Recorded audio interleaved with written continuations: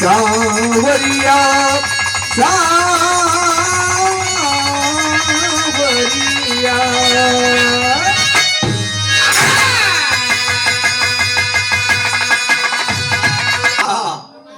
आज एगो ऐसा समय बा हाँ जी कि हम लोग के बीच में राम अवतार चाचा नहीं रहे। ये नंबर लगल बा आज उनकर परिवार, कल हमारे परिवार, परसों आपका परिवार। जो आया है उसको जाना है। कवि जी ने भाव दिया है, पढ़े लिखे सज्जन के लफ्जों पे आप लोग गौर करिएगा। लिखने वाले ने गजब की लाइन लिखा है, भूमिका से भाव मिलेगा।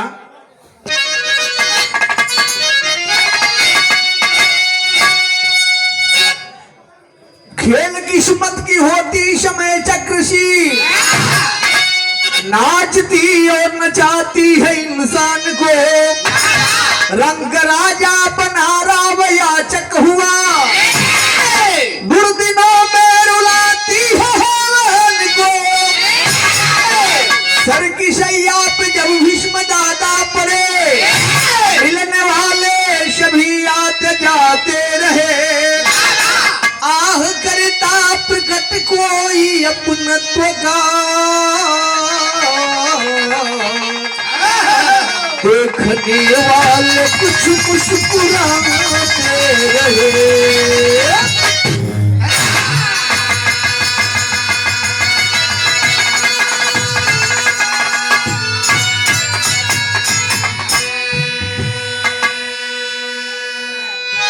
साथियों, जीवनी समय महाभारत का युद्ध शुरू हुआ। एक तरफ पांडवों की सेना, एक तरफ कौरवों की सेना, दोनों पक्ष में युद्ध शुरू हुआ। अर्जुन द्वारा भीष्म दादा मारे गए, बाणों की सैया पे पड़े हैं। दोनों पक्ष के लोग एकत्रित होकर के और शोक प्रकट कर रहे हैं। वही समय आके द्रौपदी मुस्कियाई दिलस। भीष्म दादा कहेंगे बिटिया जब तुम का बुरा वक्त आवे तो हंसे के ना चाहे। द्रौपदी कल से दागा इतना जल्दी बीतल बात भूलहू के ना चाहे। क्या बतौली निहाक लाइन गजल के टुकड़ा लगल।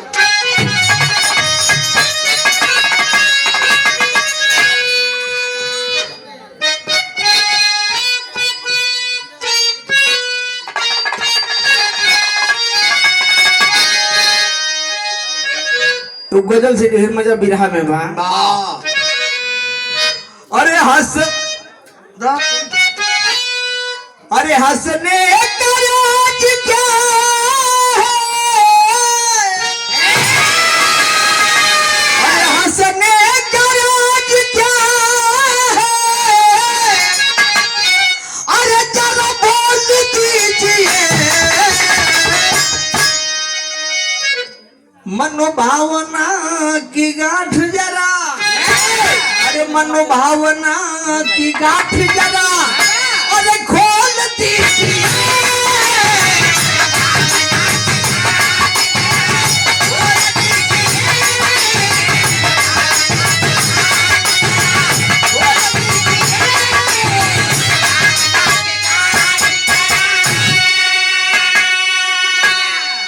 साथियों, द्रौपदी कहलस, भीष्म दादा कहलन की बिटिया तो हर बात ना समझ ली। इहमे से नजब गलायन शुरू है।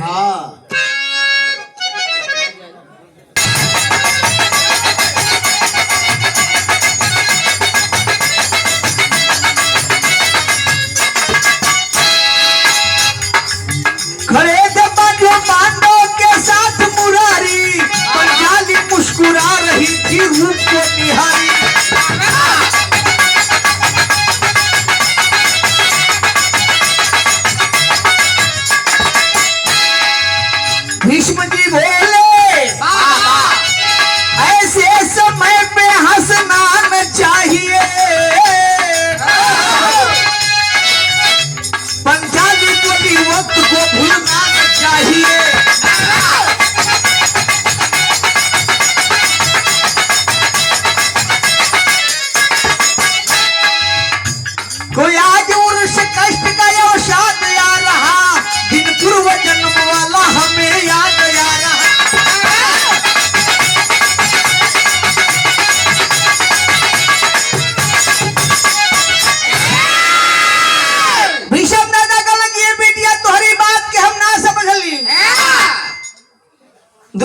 कलश की दादा हम लोग के समझावत हैं। हमके पूर्व जन्म के बात याद आ गई। भीष्म दादा कहन की मतलब है सीटी ना दे बाबू ये गड़बड़ा तने तन दे रात भर हेलो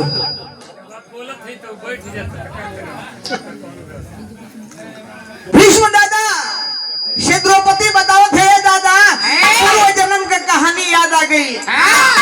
द्रौपदी भीष्म दादा से बताओ थे यहाँ गीत लग गई भैया।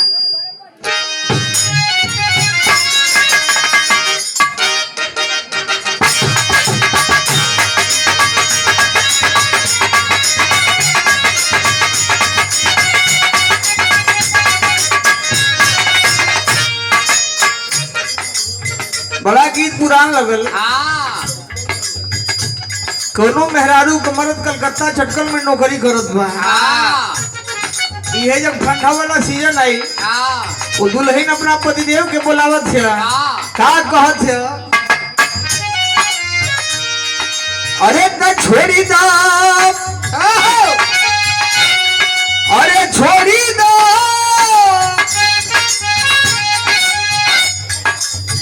तो छोड़ी दो चटकल के नौकरिया सुनाए सजना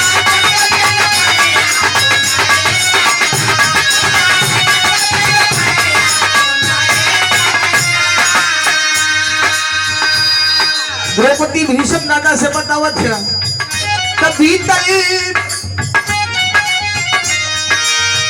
तभी तल पहिले का पतिया बतावे प्रभुनी पहिले का पतिया बतावे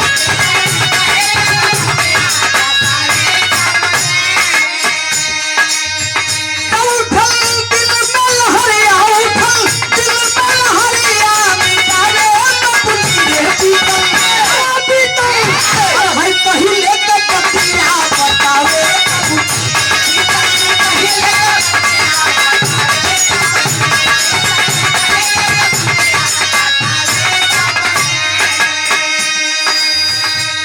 ए दादा मगध नरेश चंद्र से लगाली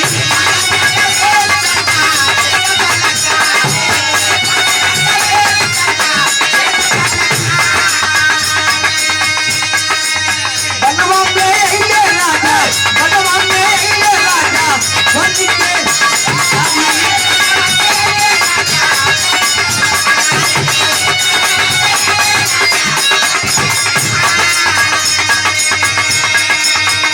बिना घूमी घूमी मन में बिना घूमी घूमी मन में बितावे न बुनिए बीतल बीतल पहिले का पतिया बतावे पहिले का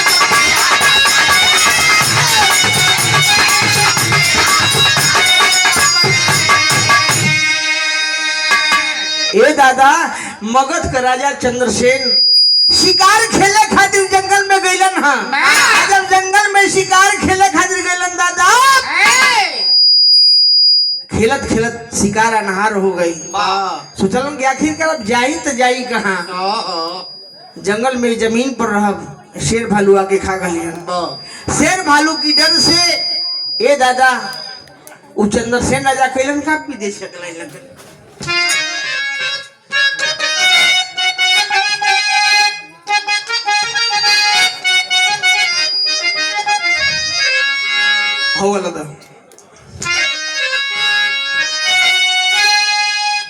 अरे दीनावा पिताला जाबा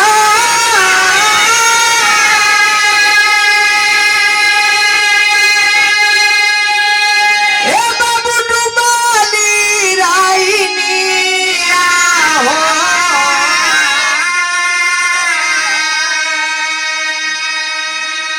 अरे मनवा में करेलनी विचार हो राजा नावा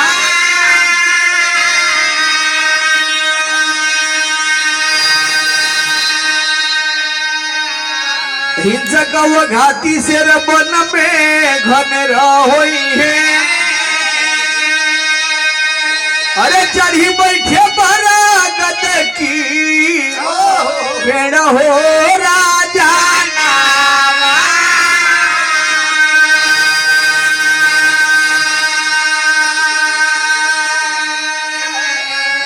बाबू मझिली रही निया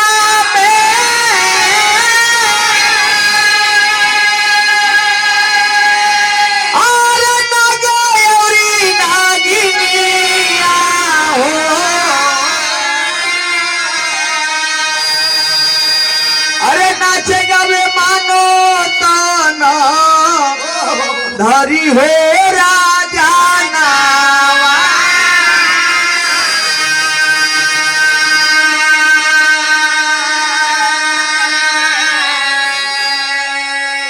ए बच्चो चंद्रसेन राजा वही बरगद की पेड़ के ऊपर जाके बैठलन था। आज जब बरगद की पेड़ के ऊपर जाके चढ़ गईलन एहवर ये बड़ा डिस्टर्ब करता है रात भर दे तले तले हेलो हाँ कम रही ठीक बा लेकिन ई पे पाई करला तो दिमाग डिस्टर्ब होला।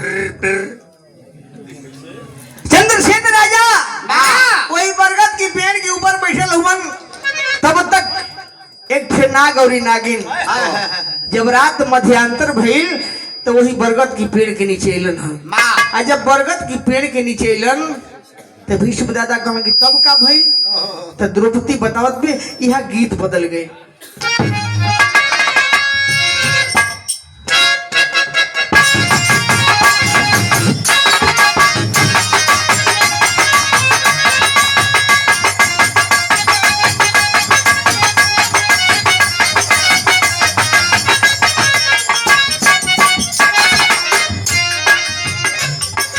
जब नाग और नागिन का रूप बना के वही बरगद की पेड़ के नीचे अलन आज जब बरगद की पेड़ के नीचे आके जब आदमी के रूप बनौलन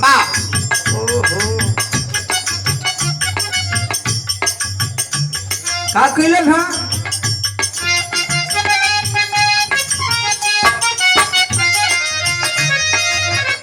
मार ठुमका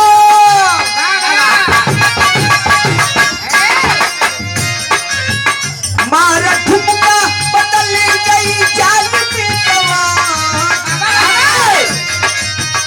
मारा ठुमका बदल गई चाल पीटवा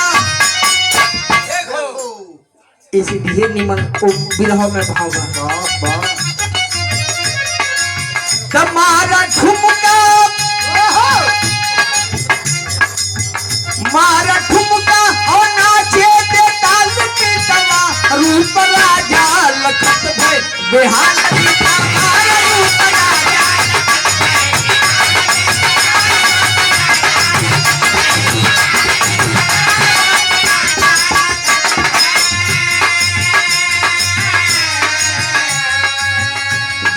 पतली कमर और तिरछी नजर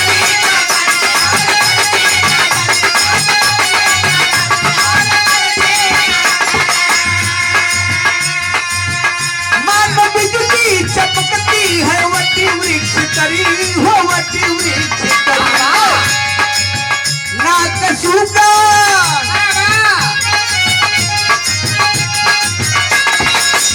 ना कसूका गोरे गोरे गाल के तवार रूप राजा लखत भय बिहारी तवार रूप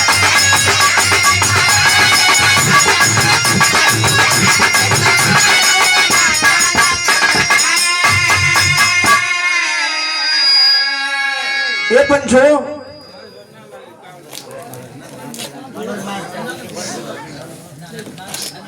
और रूप बना के जब नाचे लगलन ये पंचो चंद्रसेन राजा का नींद खुलल कल रे हे सुनसान वीरान जंगल में ई कैसन मेहरा रुआ के नाचे लगल आ जब नाचे लगल तो चंद्रसेन राजा वही बरगद की पेड़ से उतरलन हां और उतरलन तो यहाँ गीत बदल गई भैया कहीं से ध्यान न हटाएं जौनी समय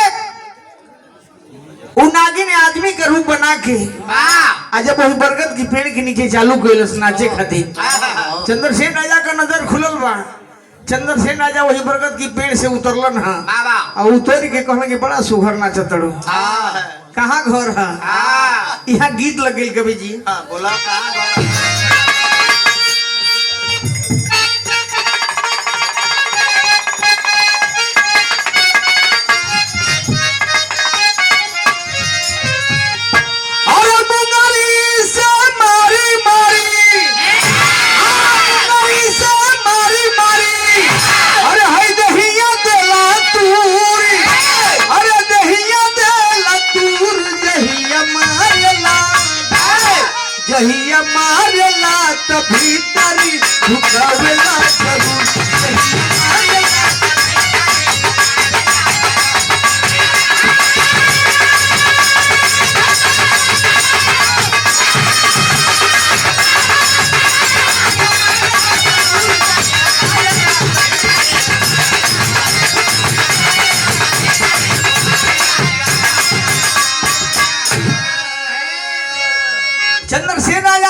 वही नागिन रूपी दुल्हन से पूछत हवन का पूछल ना अरे केतन का धर्म औरी अरे केतन का धर्म औरी अरे हाय मान ले बुलूट अरे हाय मान ले बुलूट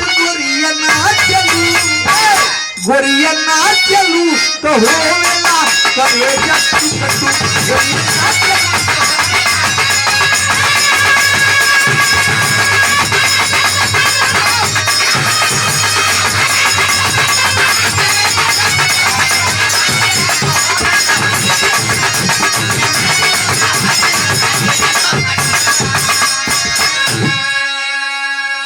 अरे कहाँ का निवासी है वो बना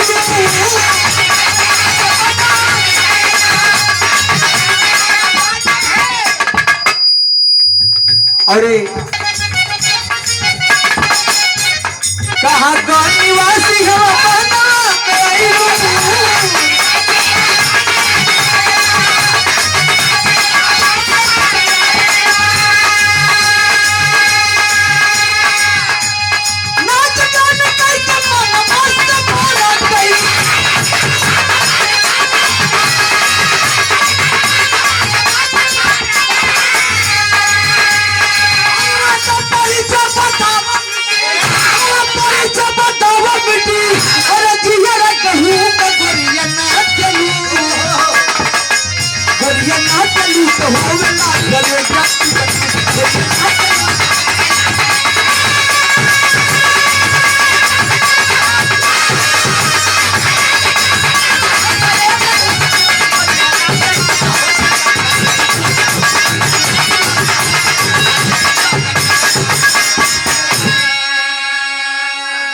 चंद्रसेन राजा पहुंचलन हा वो नागिन रूपी दुल्हन की है आप पहुंच के कहलन बड़ा सुंदर नाचत हो कहाँ घर है तब तक वो नगवा देखलस दौड़ करके आया और आ करके बोला अरे यार मर्द हो तो मर्द से बात करो क्या औरत से बात कर रहे हो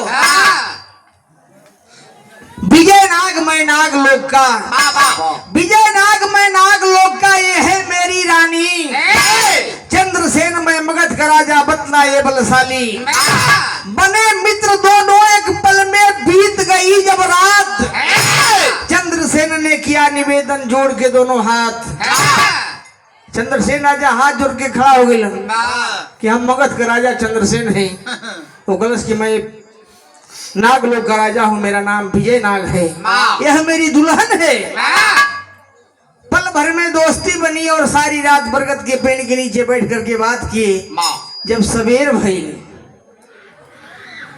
कल के मित्र अब हम लोग अपने अपने घर चलेंगे जब घरे जाए का तैयारी कर तो फिर यहाँ गीत लगे भैया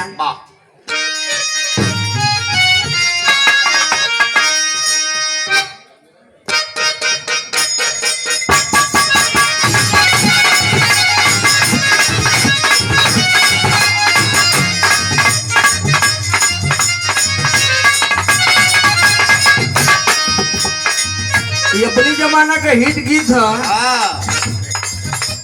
गोरिया गोरिया के गोरे गोरे का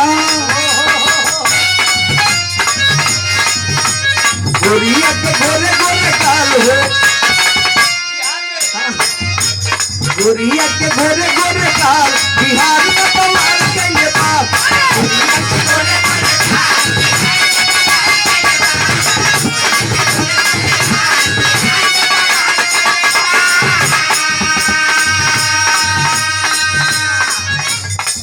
भीषण चर्चा के जब विरह गीता त्यागी से गीता त्याग कहली कि तू तो बुझाल रंडीबाज होरी आज मारा कोठरी में भीषण चर्चा कहलन कि हम तो है रंडीबाज होरी आज मारा कोठरी में चाप देव की फिर देव पियाज रियाज मारा कोठरी में अजीब गायक थे वो उनका एक लहजा ही अलग था जिकर लहजा का झलक आज छोटे भाई जगली बाबू के रूप में मिलत हुआ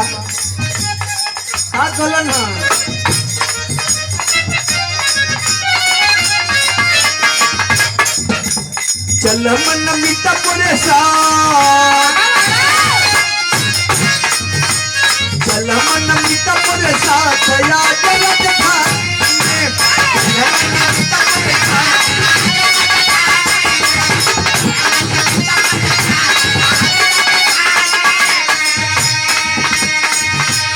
नाच गाना चली के देखो दरबार में,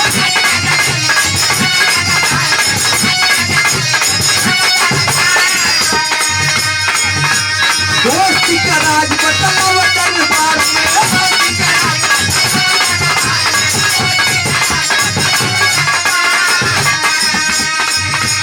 वो की खुशी की बड़ी बात, वो की खुशी की बड़ी बात, जगत खाई में, वो की खुशी की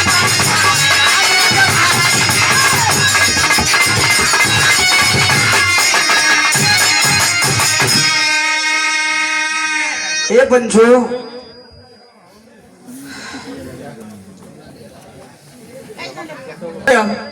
मित्र अपना अपना घर चला जाए, वो समय हाथ जोड़ के एक से बात कहलन, का कहलन बाबू यहाँ कभी जी टेरी के लाइन दिलन,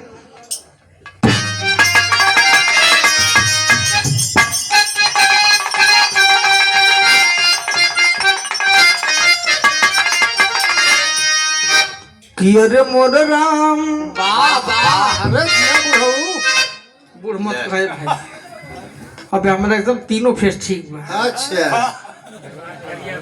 हाँ बुढ़ऊ मेहरारू अपना मर्द के कहेला लोग, अच्छा अरे मोर राम और सही बात तेरी ना चली, अरे राम कोई से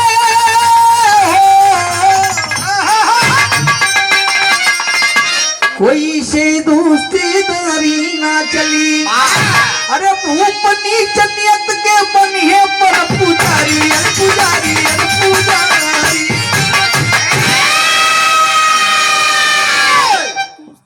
बोलू चाचा जवानी में लहावस, लह गेल तो शेर न तो सवा शेर, वैसे ओरिजिनल में डुप्लीकेट में बड़ा अंतर है। काल हवस अरे जिया जनिता हसुना हमारी गुजरिया, अब ही तो पूरी तोरी कटी ऊपरिया,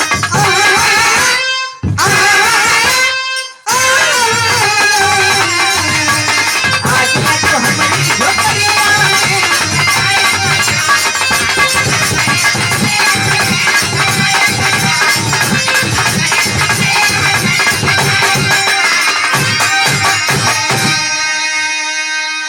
और एक बार में नचता लोग गईता लोग आप लोग को शोहरत हुई, हमरो शोहरत हुई, बात करके बोला विजय नाग,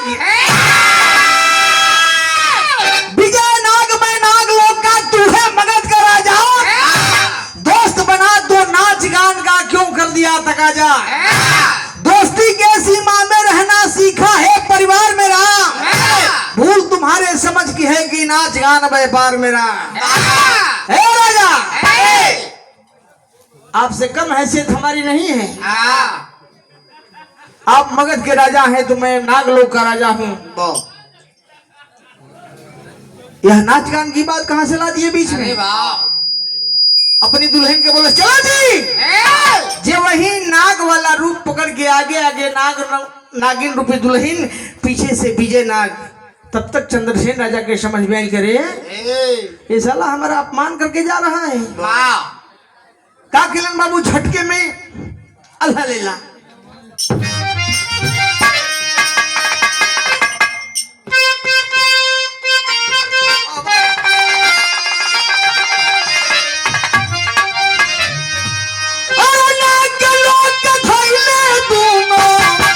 प्राणी पानवा में बाबू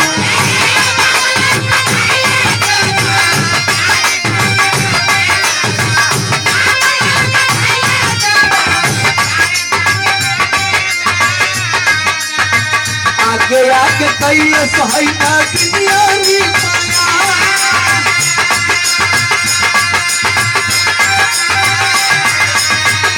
छवा सकी जाना तो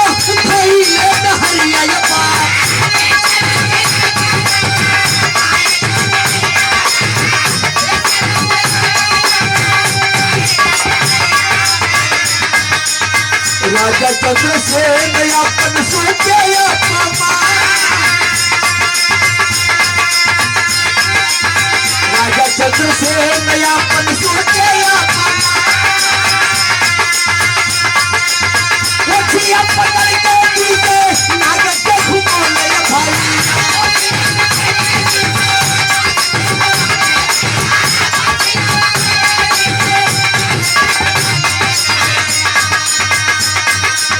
बबूले के पेड़ ऊपर टांगे सीमा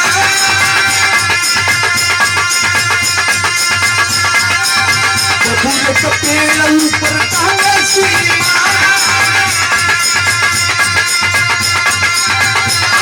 मिला नहीं लोटन पे लड़ियां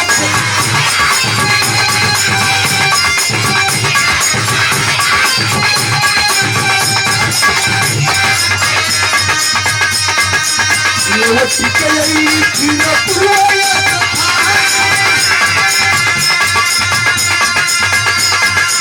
ये टिकई फिर पुरोया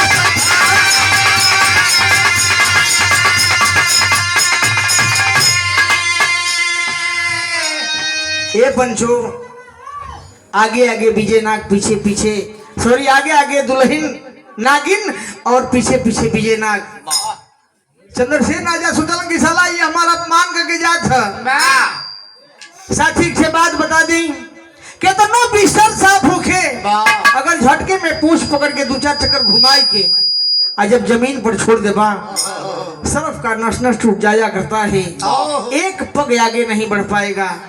ठीक वैसे ही चंद्रसेन राजा विजय नाग का पूछ पकड़ के झटके में घुमाई के आज जमीन पर छोड़ दे नस नस टूट गया एक पग आगे नहीं बढ़ पा रहा है। अभी ऐसे संतोष ना भई चंद्रसेन राजा पोछिया पकड़ के उठा के बबूर के पेड़ के ऊपर फेंक दिलन। केहू बबूर का पेड़ बतावेला केहू सिरफल का पेड़ बतावेला बबूर के पेड़ के ऊपर फेंक दिलन। जैसे जैसे विजय नाग करवट लेस वैसे वैसे बदन में कांटा चुभत बा। नागिन लौट गई से यहाँ ये तुम्हारा हाल के का दिलो सही आई के तुम्हारा हाल कही पूछ लो विजय नाग के देखा आजकल कैसे मित्र होन तनी सा बात के लेके हमारी ये स्थिति कह दिलन। अगर जिंदगी बची तो बदला जरूर ले। इतना कह के विजय नाग ये दुनिया के छोड़ के चल बसलन। सदर लेना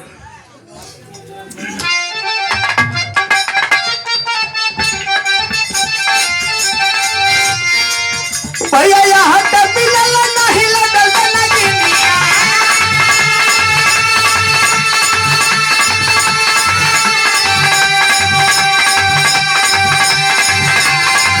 बाबू लवटी गई फिर पुरवाया सखा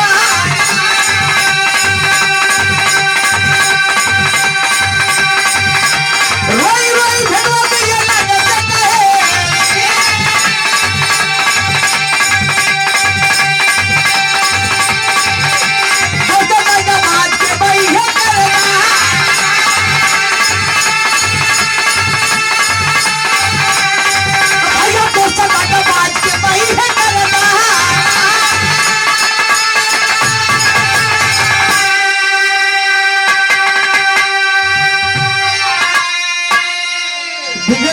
के जिंदगी बची तो बदला जरूर ले। इतना कह के दुनिया के छोड़ के चल बसलन। नागिन क्रोध में आकर के और चल पड़ी राजा के दरबार की ओर। गईलन राजा साहब बड़े इत्मीनान से महल में अपनी बेड पर सुतल होन। नागिन गई और डस के अपनी सैया का बदला चुकोल। तो भीष्म दादा कहलन कि तब का भई तो द्रौपदी बताओ ते खड़ी के लाइन में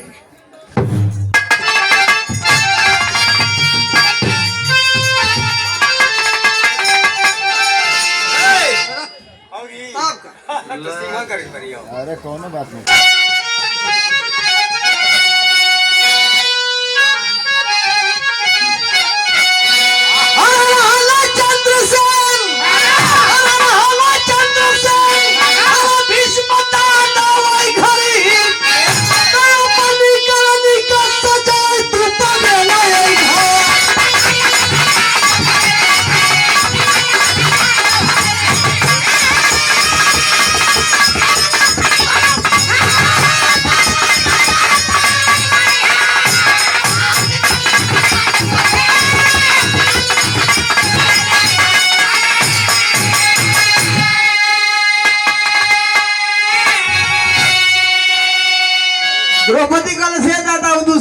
ना रहे वो तू रहला।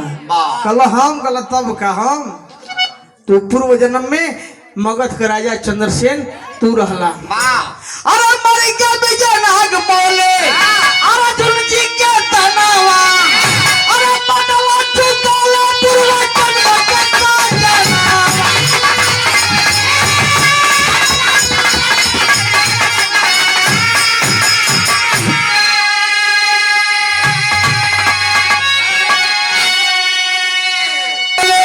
अर्जुन जी के तनावा अरे बदला चुकाला पूर्व जन्म के तनावा।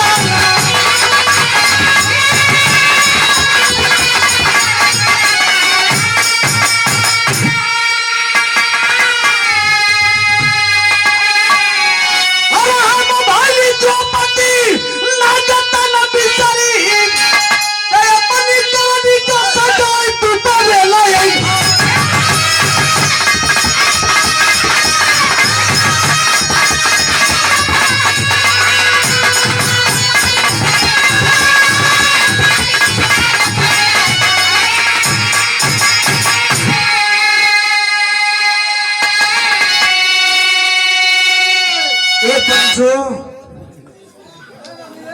भीष्म दादा के द्रौपदी समझावत बे दादा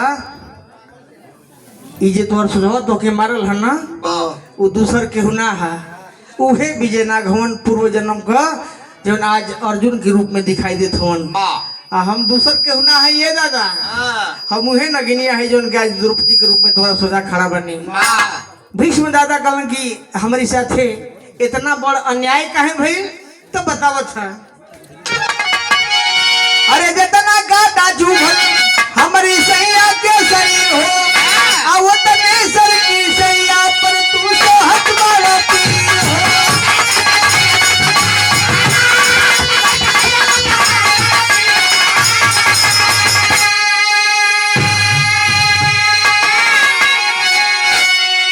दादा नहीं कहूँ तीर कम बा नहीं कहूँ तीर ज्यादा बा।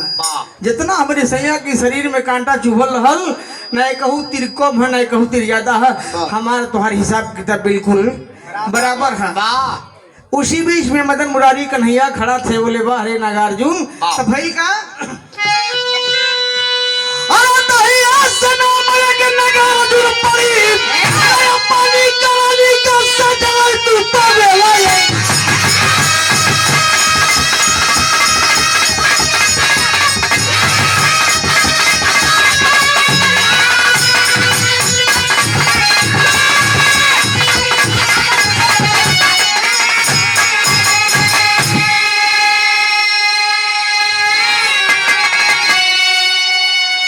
मदन मुरारी कन्हैया का बाहर नागार्जुन तब से एक नाम और प्रसिद्ध भई नागार्जुन के नाम से प्रसिद्ध हुए अर्जुन जी तो कहना पड़ा